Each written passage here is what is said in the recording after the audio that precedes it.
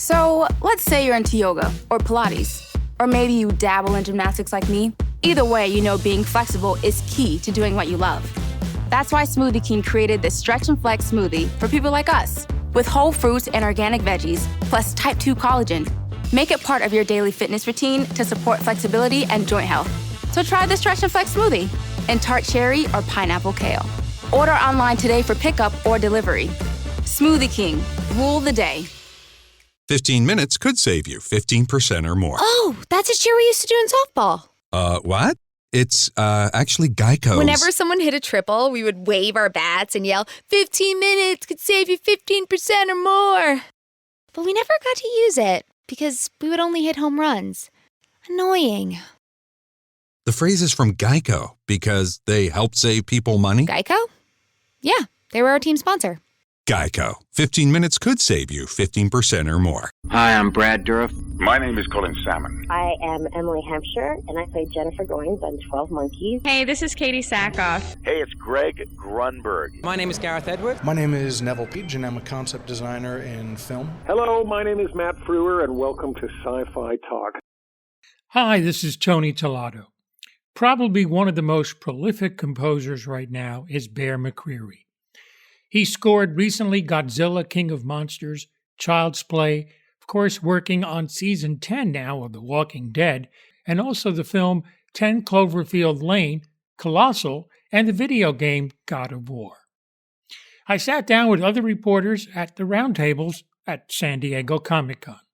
What is the most of yourself that you have put into a score?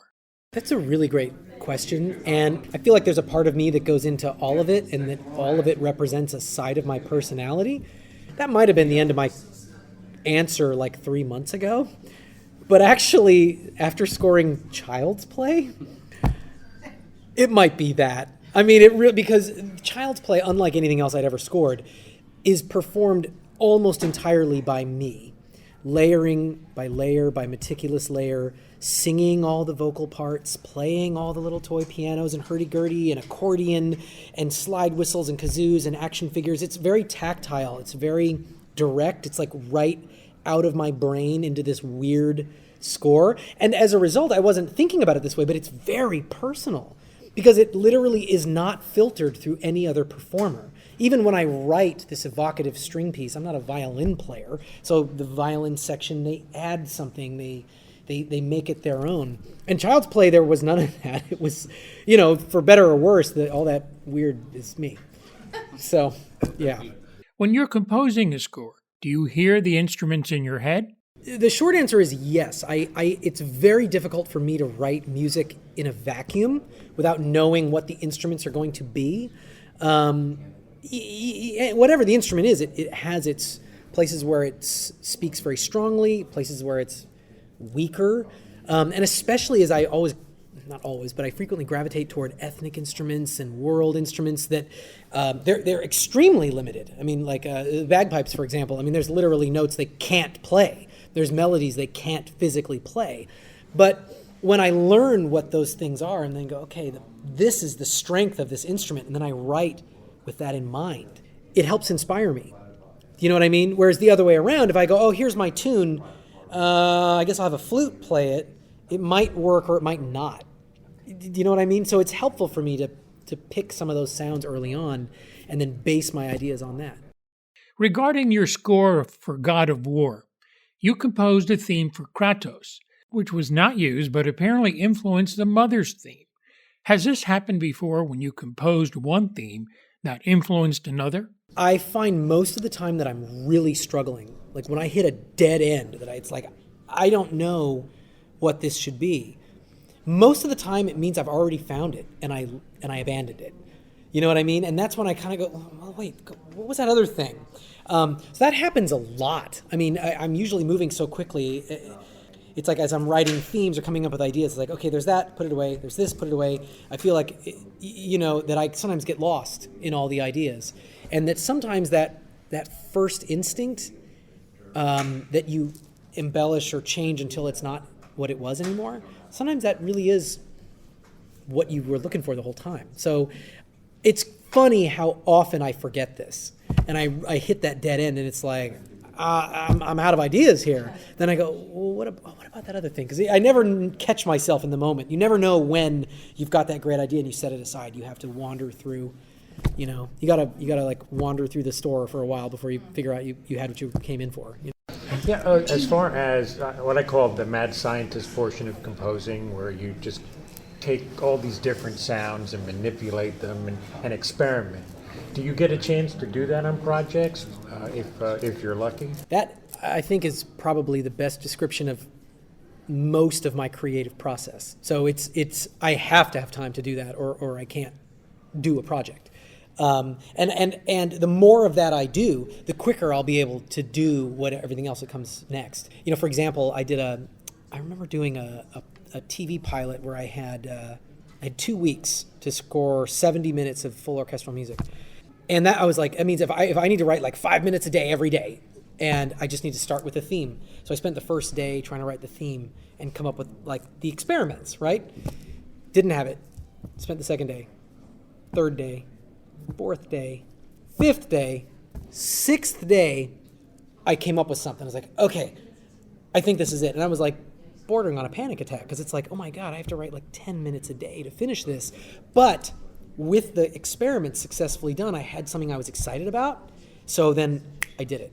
And I was able to go. And I know if I had just started without a theme, without the experiments, I'll just start scoring the action, I would have hit a dead end and had to go back and redo it all. How about using the Courtship of Eddie's Father theme in Child's Play? Well, that one, it's funny because that was actually the trailer. And that one, and there was a song we used in the trailer for 10 Cloverfield Lane. I think We're Alone Now. Yeah. And that's one of those times where it's actually, because both of those songs are not in their respective movies, but it's one of those times when you see a trailer and you realize like, oh my God, the marketing team is like found this whole other like layer of musical connection, And I think it was all inspired by the idea from the script by Tyler Burton Smith to have a song. It was all, from day one, it was written in that Chucky would sing this little song. And I think looking at it now, it's crazy to think that, when that script was written, I don't think Tyler ever imagined that at Comic-Con, Mark Hamill would accept the Icon Award and sing the Buddy song. You know what I mean? As he's accepting his award, like we never imagined it would sort of take off in that way.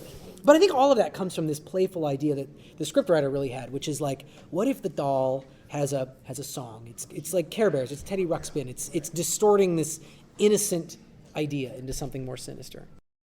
Well, it definitely made a connection with the audience. How is meeting with the film's director and how it affects your work? That is everything. I mean, I don't mean to be hyperbolic, but I feel very much I'm writing a score for someone else's vision. Of course. And if the director had the training, skill, and time, they would score their own movie. They usually don't. Yeah. So they rely on someone like myself to have their vision materialize. So I find input from them is vital. Yeah. And sometimes it's even like it's not even what they say. It's like body language, attitude, clues. I find it's like psychological games, like with Child's Play. I invited the producers and the director over to my studio to show them the toy orchestra. I had assembled all this fun stuff, and some of the stuff had set out, and I wasn't going to use it all, but I was just sort of like, let's see what happens. And the director comes over, and even though there's all these fun toys, he immediately picks up a kalimba, which to me is it's an African thumb piano. It's like we've seen a lot of these. And maybe like this guy from Norway hasn't seen a lot of them. So he's like, wow, what's this? And he starts playing. He's like, that's really cool. And he's like, boom, boom, boom, boom, boom, boom. And I was like, gotcha. Do you know what I mean? Like, I literally wouldn't have used this. Yeah. And then I was like, that's Andy's theme. So I got the toy piano. And then because I knew like the director like just gravitated toward this. We could have talked for a week. We would have never talked about African thumb pianos. Yeah, do you know what I mean? Of course, yeah. But in that brief little moment, I was like, oh, that's cool. I'm gonna remember that. Yeah. So it's fun. It can be a really fun collaborative process. There is more with Bear McCreary on Sci-Fi Talk. Stay tuned. Hey, don't forget the Johnsons are coming over. I want to find a rosé Jill hasn't tried yet. Let's go exploring at Total Wine. their prices are ridiculously low. Wondrous selection, helpful guides, always low prices. Total Wine and more. Hello, I am C-3PO Human Cyborg Relations. This is Leonard Nimoy. Hi, I'm Angel Colby. I play Guinevere in Merlin. Hi, this is Billy Boyd. I play Pippin in Lord of the Rings, and you're listening to Sci-Fi Talk. Live long and prosper. Back on Sci-Fi Talk, as we have the roundtables with Bear McCreary from San Diego Comic-Con. He talks about the timeline of scoring, especially when changes come. What you are describing is the fundamental technical challenge of scoring a large film. Let me take that back. Any film. Right. Even a small indie, it's the same problem. It's a little like the best form of the film to score is the last when it's done. Yeah, obviously. Usually have like a day. So it's not even a question that you can wait because the mix is basically over. So the more time you have, the more you can experiment. But the version of the film isn't even sometimes closely related to the one that's final. Yeah. So somewhere in between, the oatmeal is just the right temperature for Goldilocks, right? That it's like, the film is close enough that I should start. And I will make what are called conforms. You conform a scene that you've done to the new version of picture. And you end up creating this sort of routine where, I'm working, I usually work, 14 hours, 16, 17, 18 hours a day. And it'll be like, I kind of divide my day in half. Because we eventually get to the point where it's like, I'm writing some new scenes, and then we get a new picture, and I have to conform the cues that I've done. And in some cases, this is where you have a team that can help you with this. So it's like, guys, I need you to conform this, make those edits while I'm doing the new picture. But it can be maddening. You know what I mean? Well, but yeah. At the end of the day, you've pieced all this stuff together. And so, you have to be really fast. You have to work very swiftly. If he can get a chance to rescore a film that's already been done, which ones would he do? It's a funny question because there's a lot of stuff like, movies that I would have loved to have done because I love the movie. But if I love the movie, then I love what's there. Do you know what I mean? Like, I would love to score Aliens. I'm not going to improve the score of Aliens. I think the films that come to mind are films that I think, in my opinion, were sort of falling into extreme trends of the day. So, fantasy films from the 80s scored with a highly synthesized soundtrack. Lady Hawk, Princess Bride, Neverending Story, Labyrinth, they all have a vibe that's rad. I love them. But especially like Lady Hawk and Princess Bride, where I think the intent, especially Princess Bride, the intent is to make a classical fantasy story. The whole joke is that the kid wants to play video games, and the old grandpa comes in and reads him a good old-fashioned story. Why that is not scored with a gigantic orchestra is probably because of the year that movie came out. Do you know what I mean? So even though I love that score, it fundamentally almost undermines a part of the movie to me. Like when I show that to my daughter, who has no context for like 80s stuff, I imagine she's like, what is this movie? Why does it sound like this? Do you know what I mean? Like, why does Willow sound like this and Princess Bride sound like this? So it's funny. But that's a personal taste thing. That's just me. Do you put yourself in the environment when you score a series like Black Sails or Outlander? I absolutely do. And in the case with Black Sails, it was sort of the visual metaphor went one step further, where I wanted to only feature instruments that could be taken on a boat and that would be taken on a boat at that time frame. So there's no big string orchestra. There's no brass. It's a hurdy-gurdy and guitar and mandolin and fiddle. And then I fudged it a little with, there's upright bass in the score. And then I was having so much fun, I threw in heavy metal guitars and a drum kit. But the basics of it, and the heavy metal stuff was only in the main title because it was just so awesome, I couldn't resist. But the spirit of it, right, is like, it's all stuff that could have been heard on the boat. And it was very much sort of reversing the notion. I mean, to sort of counter exactly what I just said to you, like fantasy needs to sound like this. Pirates need to sound like swashbucklers from the 30s. And that music to people on those boats in 1715 would never have even heard symphonic music ever. Do you know what I mean? So it's only because of a pretense of like those movies were big in the 30s and all music in the 30s sounded like that. That's why pirate movies sound like that. So I wanted to, and the showrunners wanted as well, to take something that was more kind of grounded and gritty. And so I thought, all right, let's just make a rule for ourselves. And like, if the people in that world wouldn't have known that instrument, let's not use it in the score. For scoring villains, do you just score their villainous side? I always look for added layers, and I always look for something to augment what's already there. And most of the time, if these characters are already intimidating enough, like in the first 2 seasons of Outlander with Blackjack, dude, that dude does not need a minor chord. You're just like, oh my God. So I look for something else. I always look for something else. Sometimes, if for whatever reason production isn't working, you gotta, hey, this guy's supposed to be scary, let me remind you. But most of the time you don't. How do you manage the deadlines for television, which obviously are a lot tighter than film? Well, you get into the swing of things, that's for sure. And I find I always sort of pace myself, and I know how much time I have to write, and it always gets done. But like I said, and I think it was your question earlier, I always focus on what I need the most. And usually as shows go on, once the themes have been developed, it gets faster.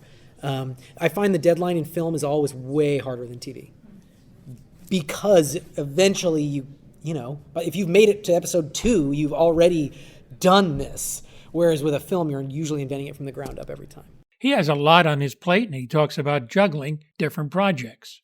It's just hard to like not focus on one of them because they're all so fun. Yeah. Do you know what I mean? But everything that comes along, I want to say no to all of it. Yeah. But then it's like, oh, I gotta do Chucky. Of course. Or it's like, I gotta do Godzilla. This is, or I get to play around with Norse mythology, or I can write bagpipes. Like every one of these things, I can tell you what the draw was. Mm-hmm. And if something doesn't have that, I don't do it. Yeah. So it is like I'm like a kid in a candy store in that way. That's like, oh, I gotta stop working on Walking Dead, but then I get to do Outlander. Do you know what I mean? Like that's super fun. So it never feels like work in that way. Do you use samples in your work? Overall, I do. I have a more organic approach. I definitely use samples. They're a useful tool. But the short answer is if you hear something that sounds like a real instrument in my music, it is a real instrument. And that in electronic style scores, if there's electronic style elements, I use every tool that's at my disposal. But I sort of loathe the notion of using shortcuts to like trick people into thinking they're hearing something they're not, because it never works for me. I will always know that's like those are fake strings or something like that. Because they sound fake. Well, they do, and I think audiences, just like they are with like cheap CGI, they don't know why they're like, that just looks like a movie from 12 years ago, and they just lose a little realism if they think that. And I feel the same way about music for sure. He cites an example of a score that he wrote for himself. I was inspired when my daughter sang a little score for her favorite picture book and realized that depending on what was happening in the images, she was doing fanfares or bad guys or heroism or romance. And so as a fun exercise, I took her samples. Mm-hmm. I sampled her voice. But that's still you making exactly. sample. It's not the same. And wrote an orchestral piece to sort of support it. And I did that just for fun. And then I realized I just wanted to post it for fun. But that to me was a thing I thought, that's something I can give my daughter. So it's like, I know. Yeah, I saw one comment that I deleted where they're like, the singing's not very good. Uh-oh. And I was like, are you the thumbs down on this? Like, what the heck? YouTube, man. The internet is brutal. Everyone's a critic. So we got to go to your panel. Yes. All right. Thank you, everybody. Thank you. All right. Thank you. Special thanks to Defiant Public Relations and Sabrina Hutchinson. You can see a lot of his scores all over the place. Outlander, The Walking Dead, and on film, Godzilla, King of Monsters, and Child's Play recently.